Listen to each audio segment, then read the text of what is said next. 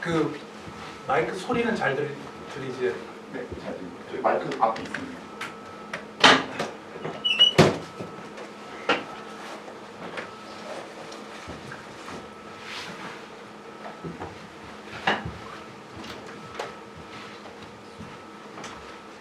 Okay.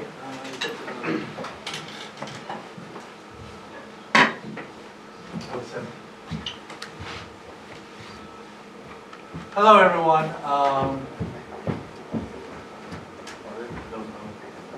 Okay. Hello, everyone. I hope everyone had a nice lunch, and I'd like to thank everybody for coming to this lecture series. Our second speaker of the day is from all the way from Germany. Bjorn Schuller is Professor Bjorn Schuller. I was looking at his. We became close friends very recently. I think it's been about 3 years, 2 or 3 years. I got to know him during my visit to Imperial College. He has appointment at TU Munich and Imperial College. I was impressed by his website and his profile. He's about, I think, 8 or 9 years younger than me, and his publication and citation is just out of this world. Yes, let me just read some of the stuff that he's accomplished. So he has joint appointment at Imperial and TU Munich, and he is the head of GLAM at Imperial, and he also has a company. It's audio earring, right? Audio intelligent company based near in Munich and Berlin, and he is the core member of the Munich Data Science Institute, MDSI. He's the principal investigator of Munich's Center for Machine Learning, fellow at the Imperial Data Science Institute, and blah, blah, blah. He has accumulated more than 50 plus awards, which I don't think, and very, very impressive. I mean, it would take me maybe 10 minutes to read off his profile. So I think you could do that on your own. Just like to say it's a real honor to have him here, and I would like to welcome him. Please help me welcome him with a big applause. Thank you so much, Chang, for the very nice invitation and introduction. And the post-lunch talk is always a challenge, so I try to make it extra exciting for you. I hope I can get you excited about audio and computer audition, as I like to phrase it. People usually use the term computer vision, and then audio always has a zillion of other terms, machine listening and whatnots. I use computer audition, so this will be about computer and audio.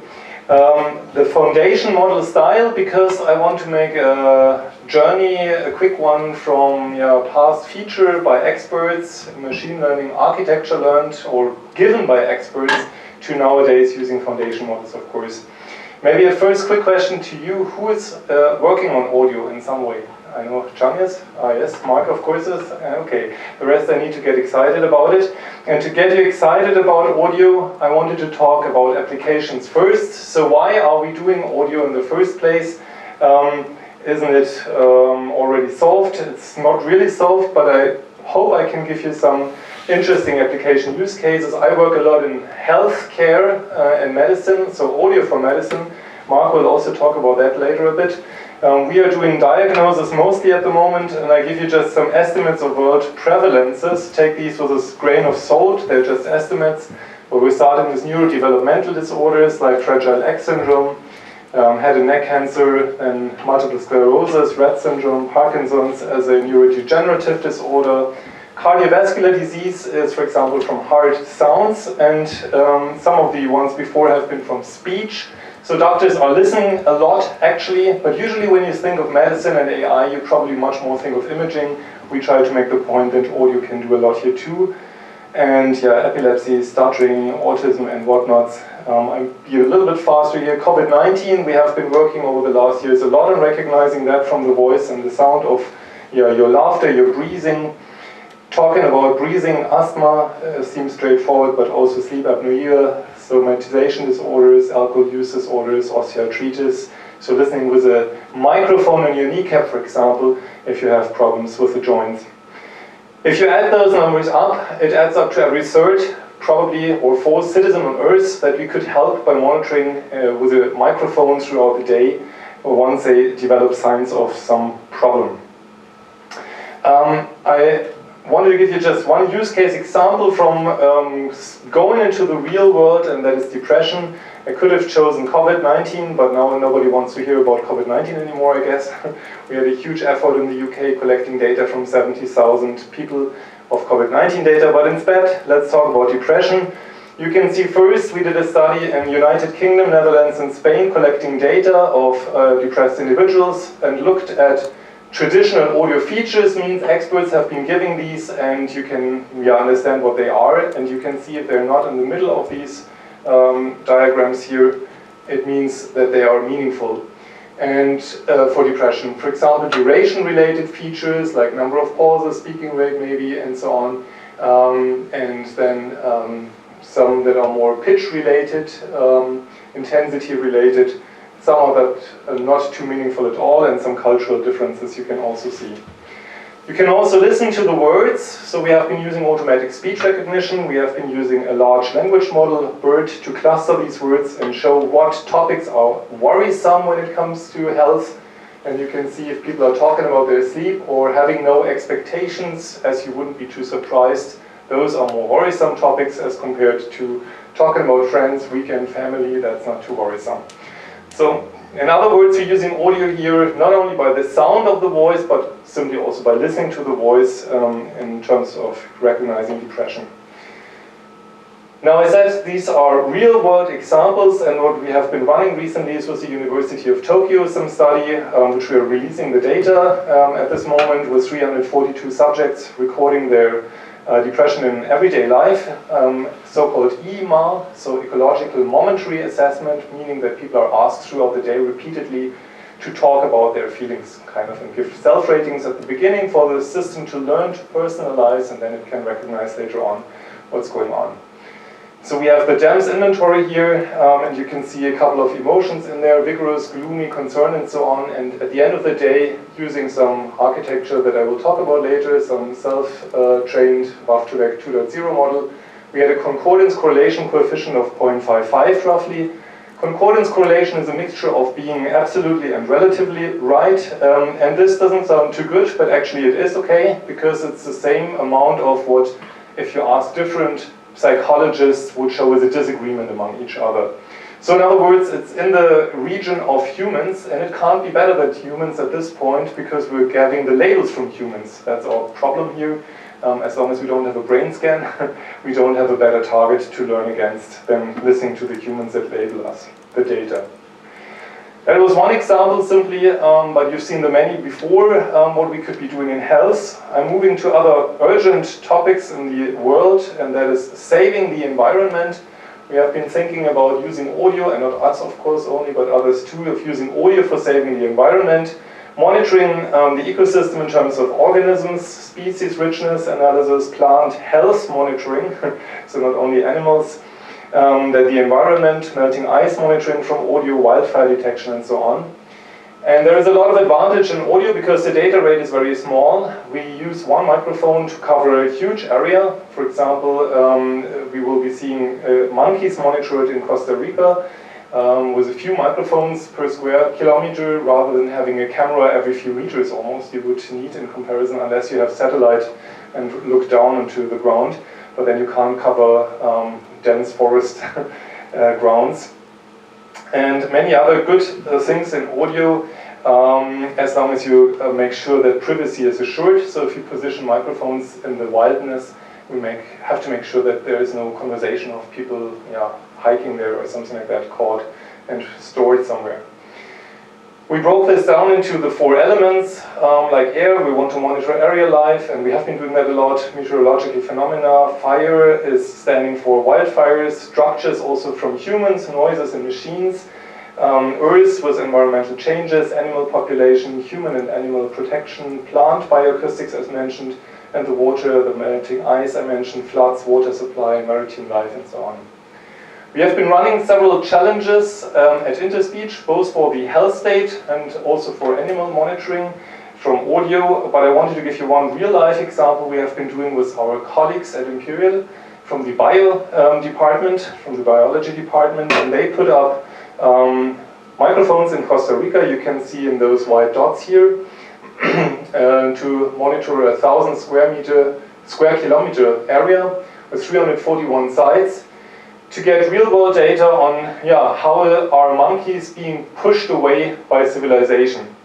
So we gotten this real-world audio data, 35,000 hours roughly over these 1,000 square kilometers, and we need to do audio processing, and then we find plots like these showing us the occurrence probability, so always occurrence probability, and different factors like the forest coverage, the paved road, how many kilometers of paved road, and the occurrence of monkeys depending on if there is too much road, you have less monkeys, density of buildings, and basically finding that at the end of the day, if you have less than 80% forest cover, you have the monkeys disappear, and if you have more than 1 kilometer primary paved roads in proximity, again, monkeys disappear.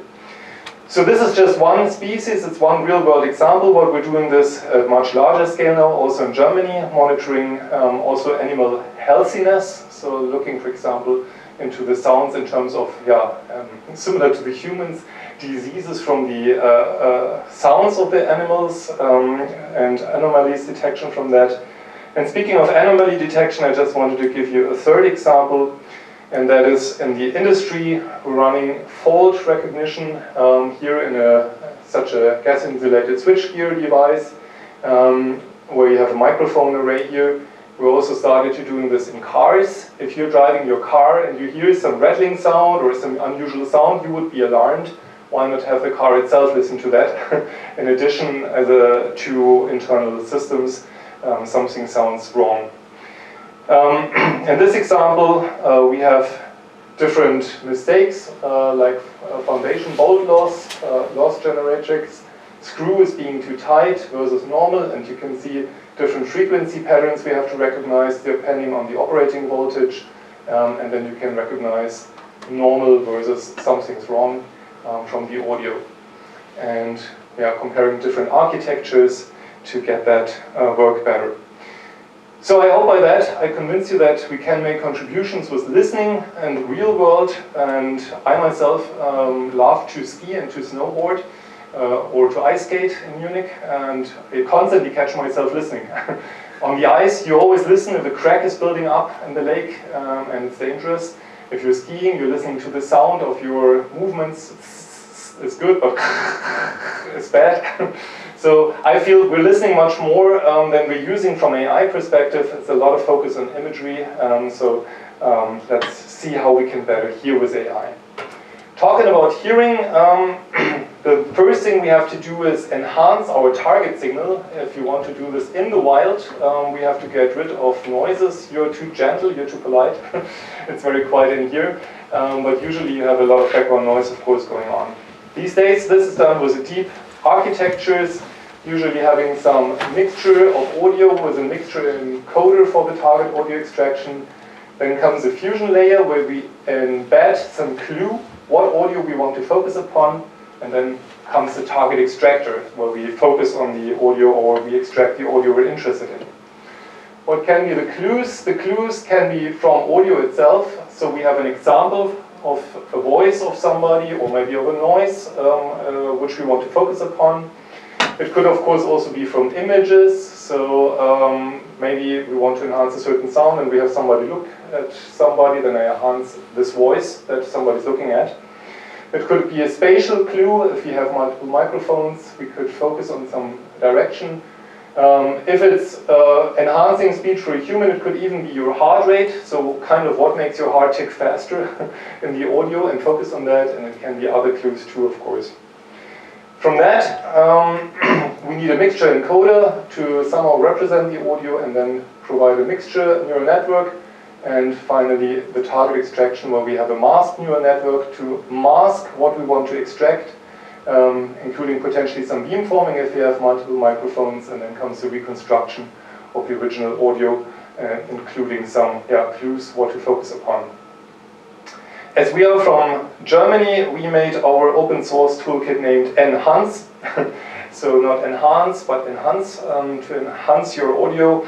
And basically what we have in Enhance, if you're interested in it, is a asynchronous embedding architecture. You remember these clues I just mentioned. Here we can give an audio example of the target context, meaning I could give one sample of my voice so that the network knows how I sound. I could also update it asynchronously as an embedding into the main network, which is a residual block, one after the other, to come from the mixture spectrum to the estimated interference. We also have an additional negative interference context, so we can also give examples of what we want to get rid of. So you could selectively reduce noise and keep some other noises in the audio. I have two examples from the audio for you. In the worst case, first one is the mixture of two males at SNR 0, so same intensity. There was a game where he dropped. And now we focus on one voice. And there was a game where he dropped. And you see this works reasonably well. The other voice is gone, so we could focus on depression of this speaker. Just show you that we can also complement this with other modalities or even replace it by other modalities. I show you our video to audio end-to-end learning system, where we basically hold a smartphone camera at somebody, maybe sitting in the back, whispering to your neighbor. So from now on, be careful if you're whispering. Because from that we can synthesize the audio directly, and you will first see examples where we knew the speaker. So first comes the original audio, and then comes our end-to-end trained system from camera, lip movement to audio generation. What would be the future of love and family in light of these trends, and how will they transform our social structures? What will be the future of love and family in line with these trends, and how will they transform our social structures? So here's a problem. That was the prevailing story in the media. That was the prevailing story in the media. Okay, I'll cut it here. But now comes a more interesting case. That's when I don't know the speaker. We only use a short snippet of audio of that person for rendering. Otherwise, it would sound more voiceless. But we don't know the speaker, so we didn't have it in the training material as video and audio correspondence. Predictions are the basis of every experience that you have. Predictions are the basis of every experience that you have. Predictions are the basis of every experience that you have. Two different approaches each to render it. We have to decide what it means. We have to decide what it means. We have to decide what it means. 1,836 people died. 1,836 people died. 1,836 people died. Predict. So in Bavaria we have the FC Bayern soccer club, and the trainer always wears a mask in front of the face. My father was always asking, why does he do that? Does he think you can hear what he's saying or lip read? And then I showed him this, and now he knows why. So I think you agree that you could use even the camera instead of having a microphone, and even get somebody's depression maybe in the background. So this is something we haven't tried yet. Work on paralinguistics or a diagnosis from this kind of signal, but it could be possible. Now I wanted to go from the enhancement of the audio into two application cases. One is analysis, and then comes generation. Let's start with analysis. So we have the audio enhancement, and what we were thinking is, in days of neuro-holistic architectures, wouldn't it be a good idea to have one loss function only at the end? So we're kind of optimizing the enhancement, and then comes the feature representation learning with a convolutional neural network, for example, and then comes the final decision making. We have been trying two ways of doing this. One you can see on the left is have a cold cascade with a single loss function at the end. So you have the audio enhancement feeding into the feature representation learning and decision making.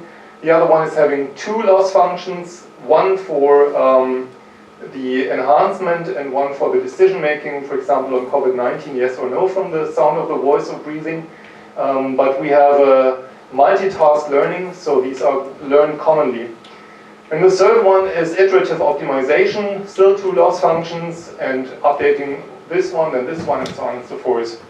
We were hoping to have a single loss function could be the best. Unfortunately, it didn't turn out like that. Iterative update was the best in the end, because the loss functions are too different from a perceptual quality point of view with the decision making and representation learning. But overall, it helps a lot to think of some kind of cascading or respectively iterative optimization. And the actual setup looks like this now. We have, of course, a black box deep neural network, which is large and deep. And we have the audio as input, and we go end to end to the result. In the past, we have been putting expert features into this by our OpenSmile toolkit, for example. Nowadays, of course, since 2016, we have already shown you can self-learn the representation by filters with kernels here of a convolutional neural network. You can self-learn the attention patterns. So we have moved from designing features to self-learning those. And we can find that they correlate with our traditional features, but they give better results at the end. So they are similar but not the same. They're a little bit better apparently. And we can show and see what timing profiles they learn in terms of attention over time. So we kind of moved from having expert crafted enhancement, for example, non-negative matrix factorization, or expert crafted features like pitch and so on, to self-learning, but we came at the sacrifice of we have to give the neural network topology to do this best, right? So that had quite an impact on the result. If we had 2 or 3 layers in the convolutional neural network, how many filters we used and so on, so we wanted to get rid of this and really go end to end. We could do so by reinforcement learning for neural architecture search, and recently moved to DARTS as a paradigm of self-learning the neural architecture. And this is a vanilla architecture we have been using in the past to do the end-to-end learning, some convolutional neural network, feeding into a long short memory neural network. And now with DARTS, we can self-learn the rather complex compound of a convolutional neural network feeding into an LSTM, because you have the numbers of convolutional layers before you do pooling. Which type of pooling? Max pooling or attention pooling, and so on. How many filters, zero padding or not, what shift and whatnots. All of this can be optimized with DARTS commonly, which means that now we really go audio plus label, whatever it is, bird, wildfire, COVID-19, and self-learn architecture representation and the enhancement together. If you look at it, we find that the DARTS gives us the lowest standard deviation. For example, here in a study on speech emotion recognition, 3 typical databases in the field. And we always had with DARTS the best result in the upper left corner, meaning highest accuracy at lowest standard deviation. And maybe this plot is more helpful. It shows you the vanilla neural network architecture, the best we had found up to this point, in the green bar versus the self-learned architecture with a large margin of improvement. So not only can we self-learn an architecture which would be as good as the best we found, they're even better. That was the same experience as we had before when we were looking into self-learning features. We were hoping to be as good as the features we have been crafting with millions and billions of taxpayers' money over decades, from MFCCs to pitch and whatnots. But in the end, the self-learned was better. Same here, the self-learned architectures are better. What remains to be done is you have to collect data. And you have to collect data with labels, you would say, right? And collecting data in audio usually is not too difficult. You can get it from the internet. For example, we provided Cast, a toolkit where you give one example video from YouTube, and then it gives you thousands of hits or very similar, audio-wise similar hits, where we could collect data automatically, but it's usually not labeled. But what if large models could help you here and you don't even have to collect data?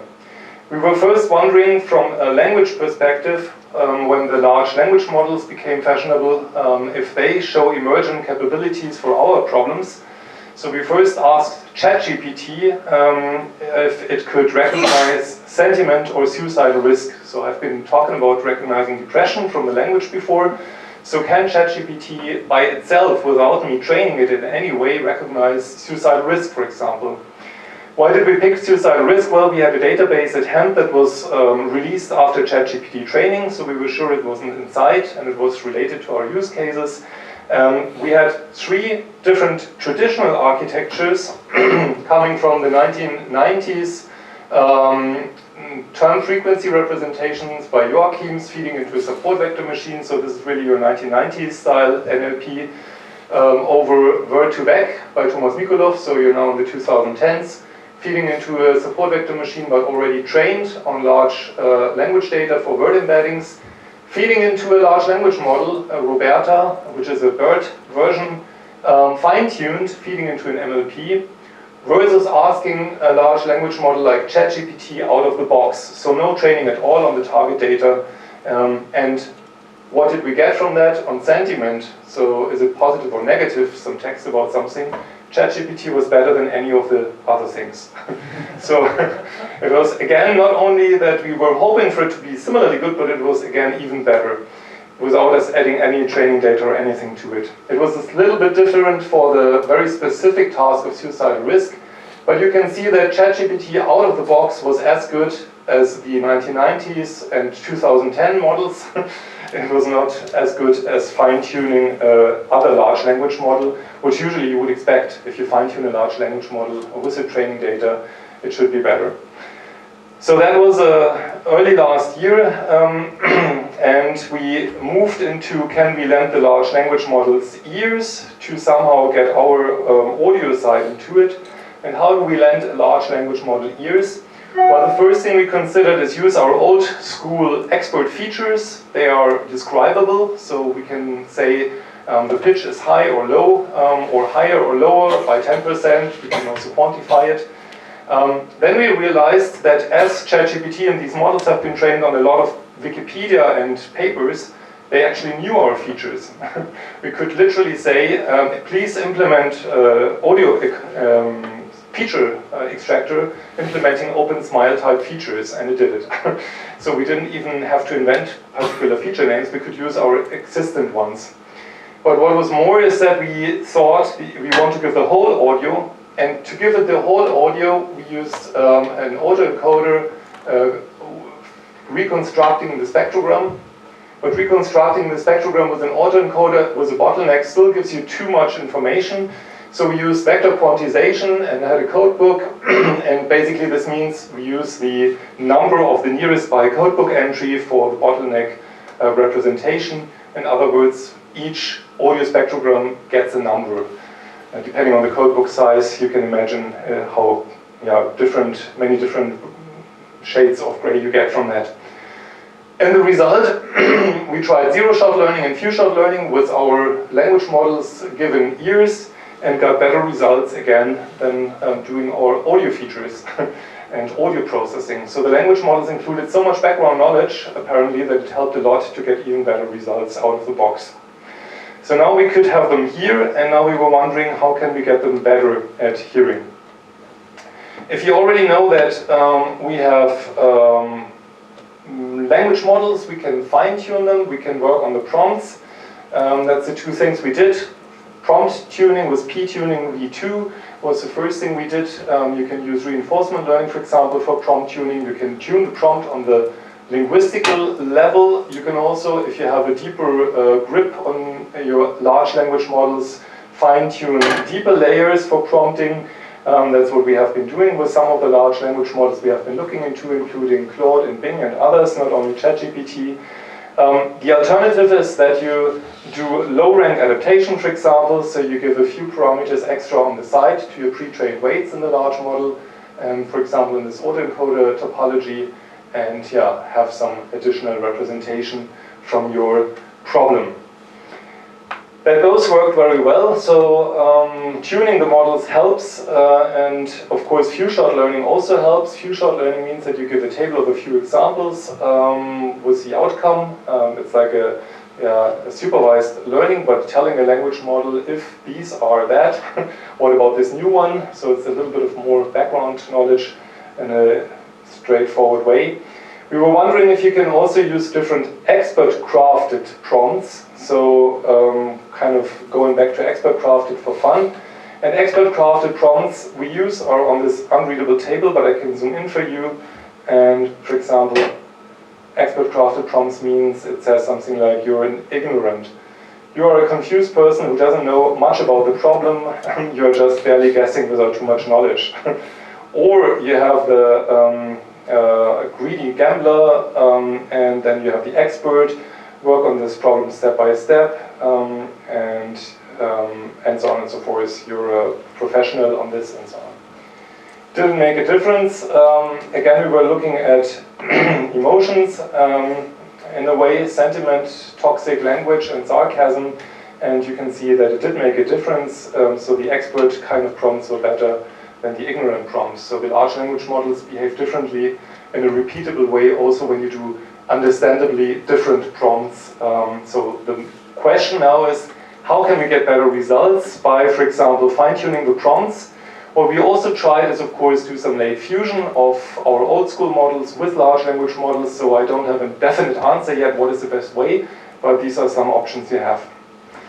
I also wanted to give you a sneak preview of an ICAS paper we're showing here in the next days of doing zero-shot learning. If you don't have any audio, can we use a verbal description where we recognize bird species. And we recognize bird species that we never heard by looking into a bird encyclopedia where you have verbal descriptions of how the bird sounds. For example, here, call a straight, slightly sharp whistle, whist, often repeated impatiently. When highly agitated, discrete clicking is added, whist, tick, tick, tick. So you see it's some kind of trying to make it like sounds, or here below you can see more of this. C, srü, til, il, srü, cv, cv. So you have a verbal description, and of course the result is that we can recognize the birds to some extent, even if you have no audio from such descriptions. The real sneak preview is that we submitted another paper doing this for speech also. We're trying to recognize emotions that we never heard from verbal descriptions, how somebody who is shy or modest or whatever should sound like, and it also works to some degree. So we can really go total zero-shot learning, just having a description of the phenomenon. And if you think of the fault detection, we were usually going for anomaly detection mostly, kind of blindly looking if something is unusual. But with this we can go much more into trying to figure out also what is unusual and make a best guess, an educated guess, even if we didn't have audio from it before, to see if we can get a little bit deeper into it. But of course, in the meanwhile, large audio models became larger and larger, and the question is, why would we need language at all, or what about models that have been commonly trained with audio and language correspondence rather than only on language, like the models we have been using so far? It's kind of the boss fight for us, coming from a past of designing features and then end-to-end learning architectures and so on. Are we still needed at all? Once you train with all the words audio and text correspondingly together. So this boss fight looks indeed very challenging, because I give you some examples, not from us, but from Uni Audio, doing two things. The one is synthesizing speech, described as words. A man said with a relatively low tone and saying a fast beat and breathing loudly, and then what he should say, and here's the output. He sacrificed the vulgar prizes of life. And I would say it does sound like what is being described. And the other one is audio editing or speech editing. And in speech editing, what you do is you replace something by another word. So imagine you say afterwards, the talk by Mark really rocked, and the one by Bjorn sucked. And I want it on the internet the other way around, I would say, replace Mark by Bjorn. So here we do replace the word called as named, and I'll first give you the original. He is called, as you know, the Apostle of the Indies. And now the replaced one. He is named, as you know, the Apostle of the Indies. And I'd say it's super impressive. So if you remember my efforts at the beginning to enhance voice, we really are asking at some point, why not just use insane amounts of audio and train large models. So that brings us to the large audio models, and in large audio models there's many different ways. Most popular at this moment, and the challenges I organized is WAF2VEC 2.0, basically the idea of predicting next samples as a self-supervision with some quantization inside. Other ideas include spectral masking and different flavors of predicting, for example, the masked parts or whatever, the full spectrogram. One interesting one is also this here, that's workers. The idea is that you self-supervise. It's actually not fully self-supervised, but you initialize your network by training it to copy original audio features. We have also been doing this with OpenSmile, our own feature extractor, and what we're doing is we're extracting feature values and then training your network to do that. So we have pitch side by side to MFCCs and so on, and train a neural network to copy a feature extractor. That's bad news for me because, as you heard, I also have a company which was based on our feature extractor 10 years ago when we founded it. Nowadays, everyone can copy our feature extractor with a neural network. So we had to come up with new things and smarter things. But it's good for your neural network because it means that you have the feature extractor as an initialization, but then with the loss function in the end, you fine-tune your features to better suit your target task. So you have the opportunity to go from audio features into something that is tailored for your target task. When we used WAF2VEC and other such large models, it blew our mind when we were working on our old problem of recognizing valence and the sound of your voice. Valence meaning how positive or negative you sound. Arousal was always easy, valence was always hard. And our end-to-end learning system here on, for example, MSP podcasts was at a concordance correlation coefficient of 0.25 roughly. The large models immediately hit 0.6 something, so being 2.5 times better. So it was again a whole new era of what you can do. Somehow we figured the reason is partially because it encodes linguistics. If you look at WAF2VEC, it learns to predict the next samples, and if you do so over a larger stretch of time window, it means that you're encoding linguistics, and linguistics help in valence, but nonetheless, long story short, it was a whole new quality of how good these approaches are. We put a survey paper out on the large language models in audio development, but I have to say you could write such a survey, update such a paper monthly, because Craft Audio and Junior Audio and whatnots are appearing, and each one is even more impressive than the last one, generating music, speech editing and whatnots at unbelievable quality to my ears. And what is also happening, of course, is that the models get more and more multimodally trained. So you have not only audio or language or audio and language correspondence, but of course also image inside and more even other modalities. Meaning that you can exploit these models for full multimodal effects, benefiting each other and going from video to audio, like in the example of lip reading. Probably with such models even better than what I showed. We haven't tried it yet.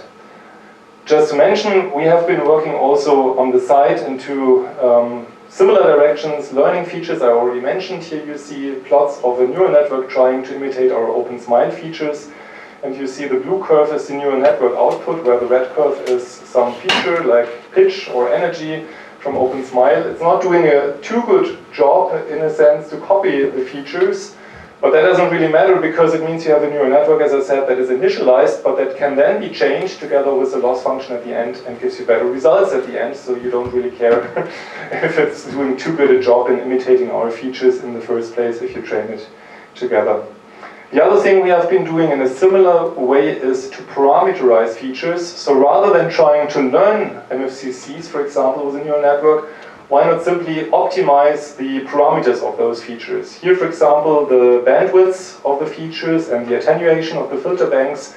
So we're giving a few parameters that the neural network can optimize and change, rather than giving whole liberty of changing everything, which might be too much to change. And in terms of self-supervision and training, we have been introducing audio Barlow twins.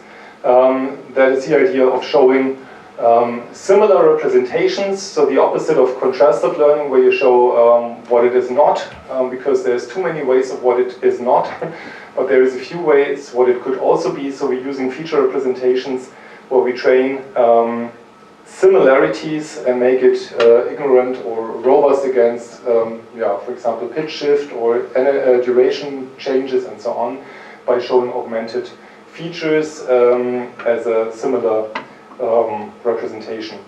So it means that we have an input spectrogram and an output in an autoencoder fashion, and again we use the encoder's bottleneck as a representation, but we give it also an alternative representation, not only the original one, where the alternative representation is an augmentation of the signal, and then we minimize the reconstruction error, in that way making the alternative representation and the original representation the same representation. And different alternatives we have been using, for example, in COVID-19 recognition, that included frequency masking, time masking, amplitude changes, time stretching, pitch shifting, and so on. So you have to be careful what you make it agnostic to. If you have a music system and you make it agnostic to pitch shift, that is of course not a good idea, because then it wouldn't recognize a C from a D or an E. But if it's about speech and the height of the pitch doesn't matter, you can use such a representation to make it independent of such alternative representations. Just quickly showing the generation side. This is our synthesis of speech with a diffusion model, UDIT, TTS.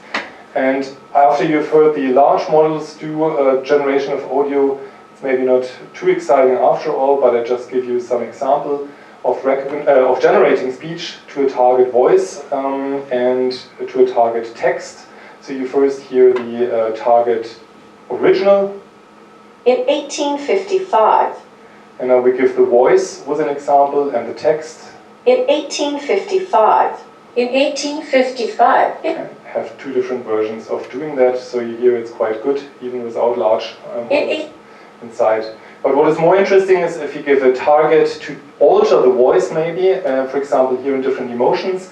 And we not only want to alter it in emotions, but also making you sound like you have COVID, or better said, like you don't have COVID if you have it.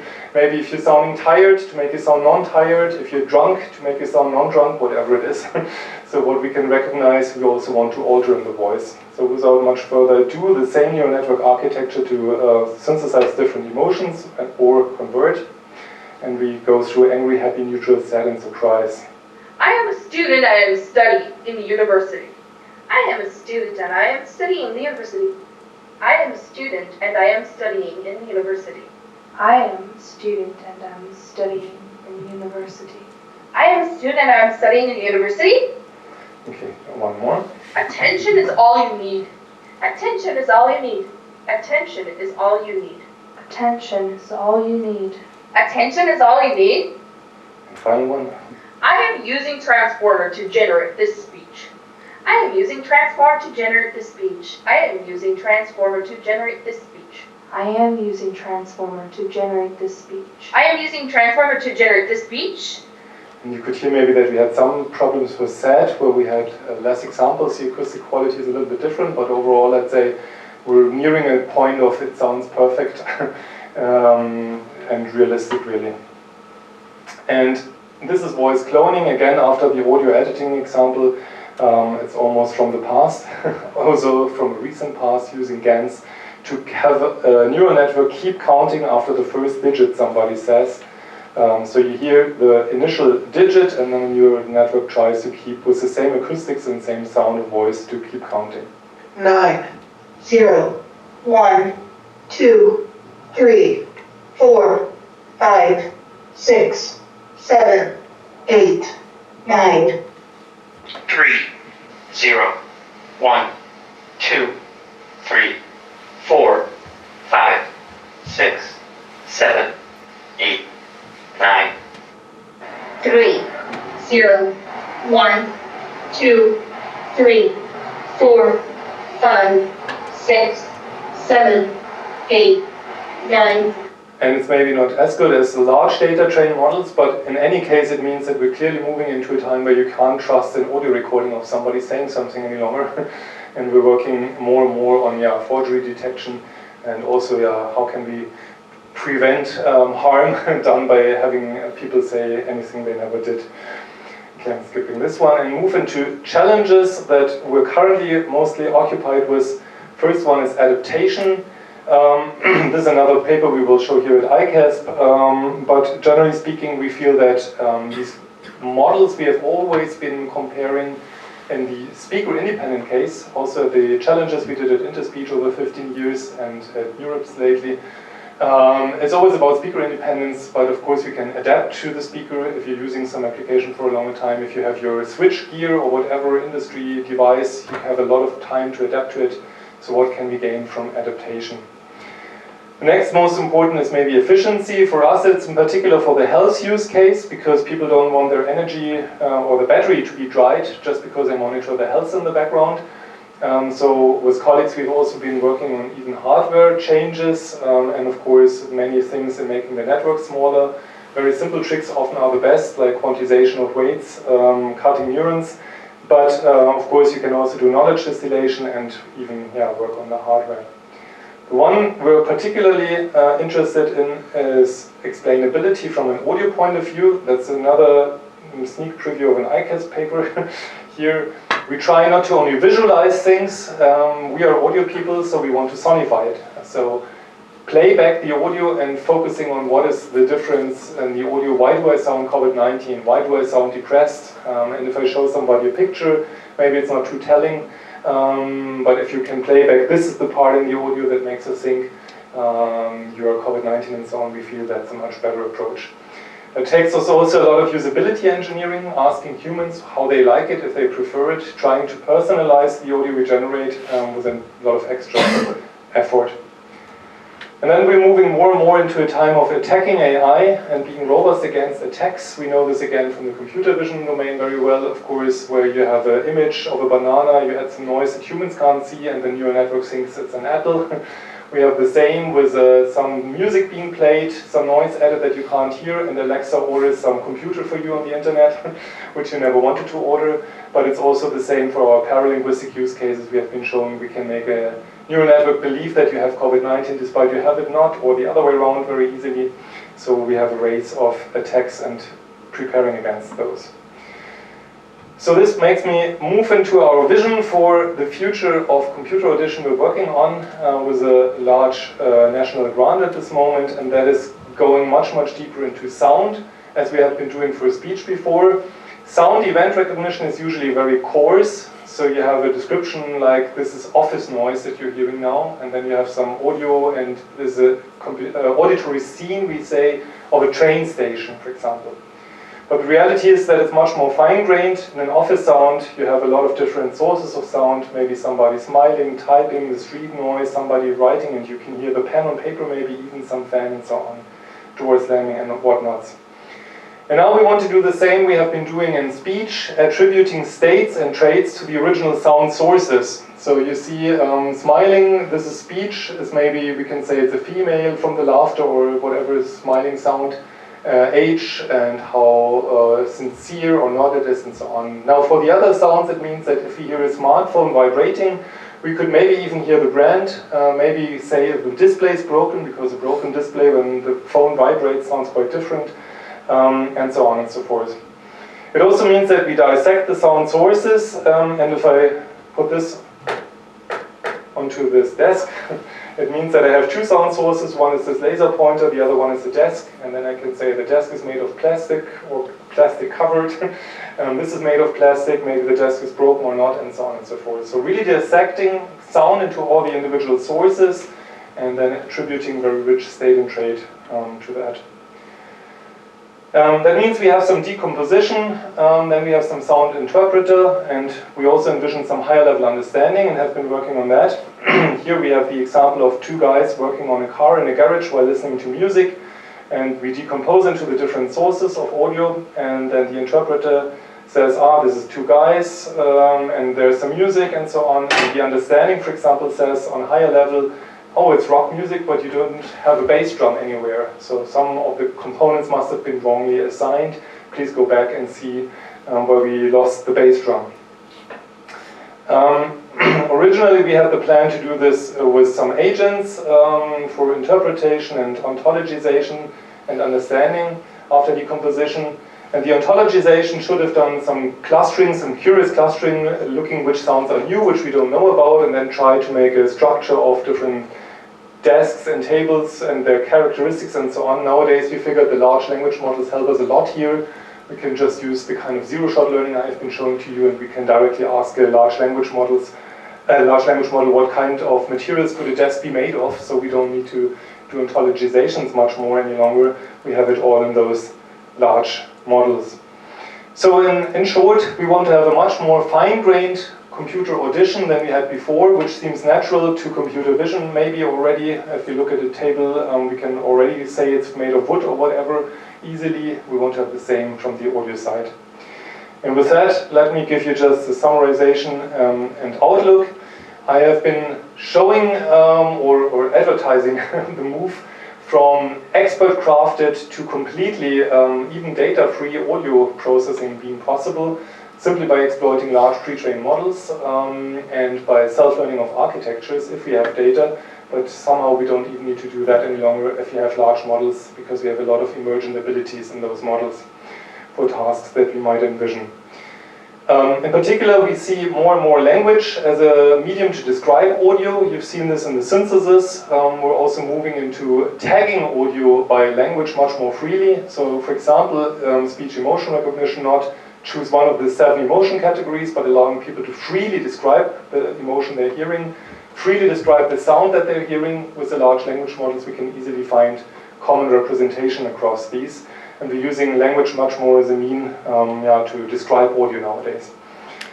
What we want to do is much more closer fusion of analysis and synthesis. What does that mean? In the past, you had the speech synthesis community use quite different approaches than the speech analysis community. Synthesis maybe did some formal synthesis, some concatenative speech synthesis, and only later moved into data-driven, full-fledged synthesis. And the analysis side, did their expert-crafted audio features and some back-end, moved to end-to-end. By tighter coupling, we mean if I learn Korean, I'm not only learning to speak it or to understand it, I would usually learn both at the same time and get better at both by doing both. With the large models, we see they can do both already, they're already coupled, but people are still using large models to, for example, synthesize audio to then train their model with synthesized audio. Which is quite a waste at the end of the day, because you're producing a lot of audio to then train with a lot of audio, a big model, again, despite you already had a big model that could synthesize the data in the first place. So we envision to have a much more targeted synthesis, much more targeted augmentation, rather than producing hours and years of audio of how somebody who is angry could sound like. I could record, for example, Mark's voice, and then imagine how would he sound angry, how would he sound sad, synthesize only Mark, maybe even saying exactly the words that he has just said to imagine how would he sound if he was more angry, more sad, and then go from that rather than trying to produce a huge model that can do it for anybody in the world. We also envision to use much more the multimodally trained models I mentioned, exploiting computer vision and audio correspondences that has been shown to be very beneficial, in fact, not only in musical instrument analysis, but generally. That's also how humans learn about audio, of course, by seeing things and then learning which sounds they make and having correspondence not only from verbal descriptions, but from visual correspondence. Then to do reinforcement learning at scale. We haven't used reinforcement learning much in the audio community. The vision community is using it, for example, in video games, having Super Mario Kart to whatever tennis games played, learning visual representations reinforced by doing these video games, for example, and other tasks, drone flying and whatnot. In audio, we are much behind in doing that. And finally, you see one example of where we want to revisit kind of human inspiration and go deeper into modeling human hearing processes to get some more inspiration on how we could better do that. That makes me come to the end because 50 minutes are gone and say kamsahamnida. Thank you very much for your time and interest.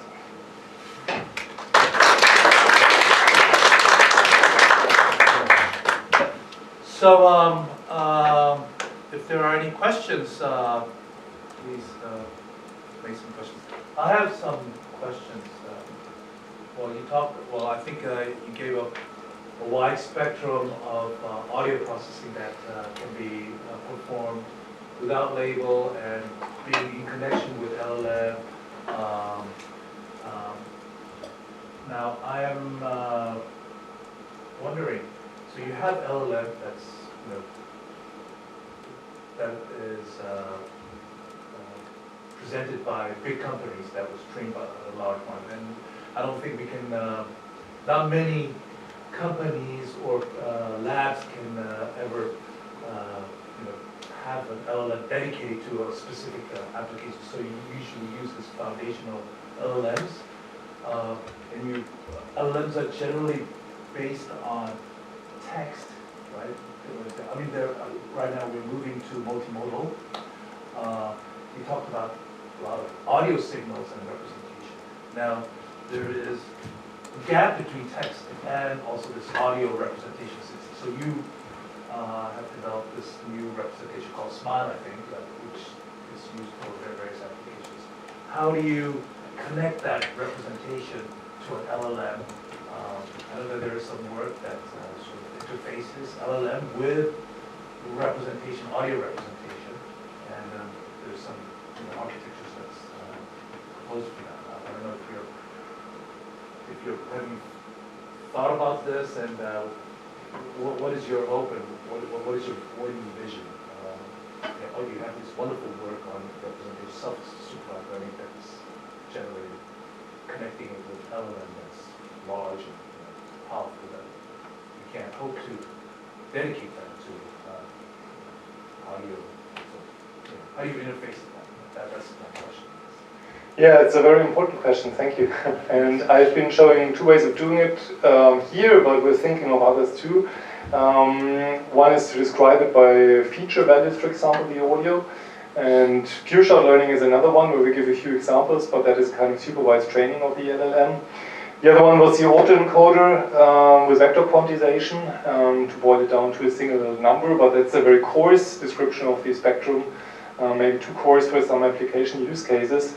But the third one I haven't been showing is maybe just ask language models to describe the audio that have been trained multimodally or audio linguistically and use it to ask other language models about the audio. This is something we envision more in the future. Why not have the large language models, large audio language models describe the audio and then reuse their description. As to the large companies, and you can't train your own at home, I think we will be seeing a lot of knowledge distillation and probably pulling out the knowledge that you need for your target task from these large models.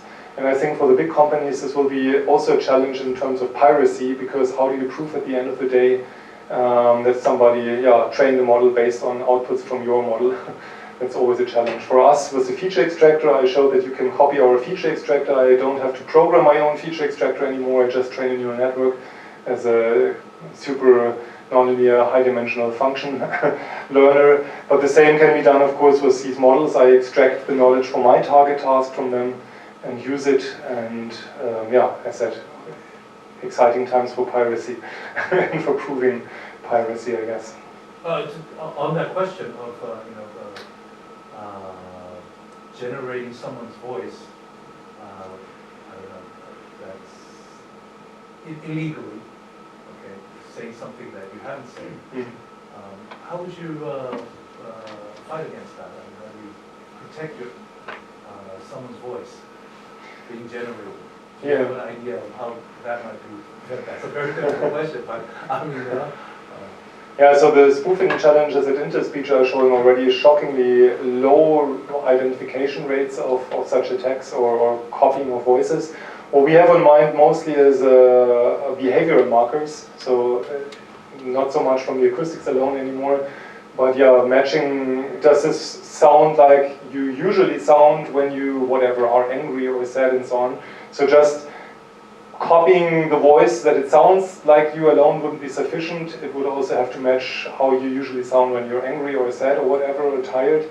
Then it's of course also simply a lot about audiovisual work in the future, I guess, and not only about audio. So maybe you don't trust audio alone, but maybe you trust audiovisual proof more until we have that fixed. But yes, it's exciting how we will be coping with this as a society, really. Yes, thank you. It's a very difficult question. Any more questions? So you can generate the state of different motion, like angry, happy, whatever. So you can generate. So from there, are you able to know not just the parameter, to know what does that mean, angry motion? What does that mean, happy motion? From the structure that you learn, are you able to do that, or you cannot? So what we're doing is really targeting what people label as angry or sad, meaning that we don't know if the inner emotion is angry or sad, but it's kind of the communicated emotion, and then we resynthesize that. But you, through your learning, you do have certain structure and parameter. So from the different structure and parameter, are you able to tell more to explain what does that mean angry?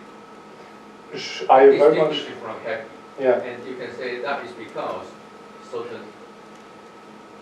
it's a certain behavior affects certain structure. That was what you mean. Yeah, so what we have been trying to do is from the self-learning representations to correlate it with our expert features so that we know what is changing, but that's somehow not fine-grained enough, so we're still looking if there is something more deeper inside. Like you have in facial micro-expressions, we don't have vocal micro-expressions unveiled yet, but maybe there are some things that we didn't describe as experts which could be found by the nets that we can look deeper into in terms of what has been learned by the network. Why does it pick it up? But I think it will get much more exciting if we don't have human labeled, but really neuro kind of backed up ground truths of the emotions, and then we can see if we find more in the audio and what has been learned by the neural network about it. So, okay. Any questions? Yeah. So, hello. Thanks for your nice talk. So you present a way to using reinforcement learning on the field of audio, which is using reinforcement learning for finding the architecture of audio models. So I wonder that could you share me the vision on what is the critical benefit that you think of reinforcement learning in the field of audio processing in compared to the traditional like supervised, non-supervised? Yeah, thank you for the question. So in 2018 we showed that in our field we can use reinforcement learning to find the best neural architecture, but we weren't too smart about it. DARTS is a much more efficient algorithm that we're using today in neural architecture search. What we did is train a neural network that does the job and use its performance as a reward for the neural network that shapes the neural networks to design a better neural network. That said, it did work and it gave us better results than any handcrafted architecture. So the first benefit clearly is that it gives you better results, because if you try handcrafted architectures as an engineer, you maybe try LeanNet, MobileNet, and then you start to add more layers or subtract them in a not too guided fashion maybe. In the long run, we simply envision this to continue to evolve as more audio comes in. Because what we do right about now is we have a database with a certain size, we train one shot, and then that's how it is. But in the future we envision that these models gain more and more experience as more and more audio comes in. That means that they also need to reshape the architecture. And the reshaping of the architecture could be done reinforced on the go, on the fly sort of, during usage. So we do neurogenesis as humans. We enlarge our brain or shrink it. Maybe this evening, for example, at the welcome reception we shrink it, but we can also enlarge it. And what I'm trying to say is that if you have more data, we could afford more parameters, but then maybe not just add a full layer, but really do it in a smart way with a continuous reinforced neural architecture reshaping. That's what we really have in mind. Thank you. Thank you. Any more questions? Okay, I think that's it. And thank you very much for your wonderful talk. And I think You gave us a lot to think about. Thank you, very interesting. Thank you so much. Yes, let's give a big round. A wide spectrum.